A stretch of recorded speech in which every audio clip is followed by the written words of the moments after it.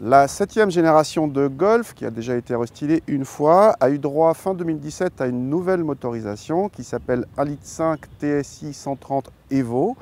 Alors sous ce nom barbare, en fait, c'est une évolution du 1,4 litre TSI de 125 chevaux.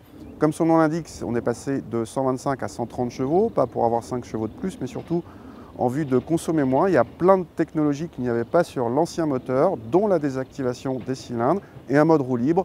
On va voir ce que ça donne. Ce bloc vient se placer dans la gamme entre le 1 litre TSI de 110 chevaux et le 1,5 litre TSI de 150 chevaux et peut être associé à la boîte manuelle ou à la boîte DSG. À l'intérieur, rien de spécial lié à cette motorisation. Notre modèle doté de quelques options reçoit le combiné d'instruments numériques et un grand écran de 10 pouces regroupant GPS et toute la connectivité moderne. La présentation est flatteuse pour la catégorie, sérieuse et l'ergonomie impeccable.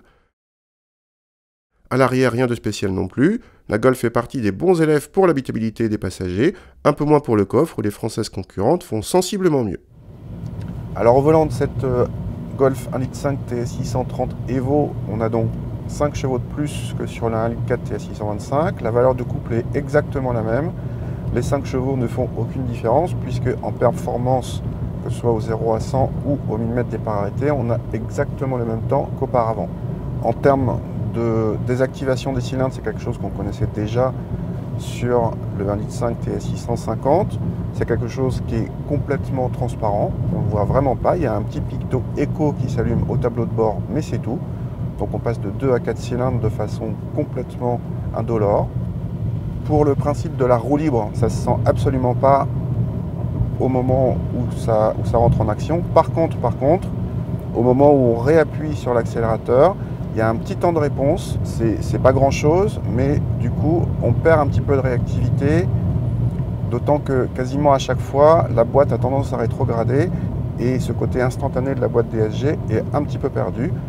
En tout cas, le bilan global, c'est que effectivement ça consomme moins, 0,3 litres de moins selon les mesures, et c'est la plus sobre de la catégorie hors hybride.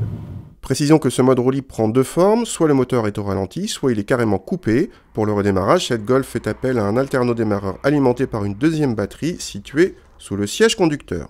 Autre précision, ce mode roue libre n'est disponible qu'avec la boîte DSG.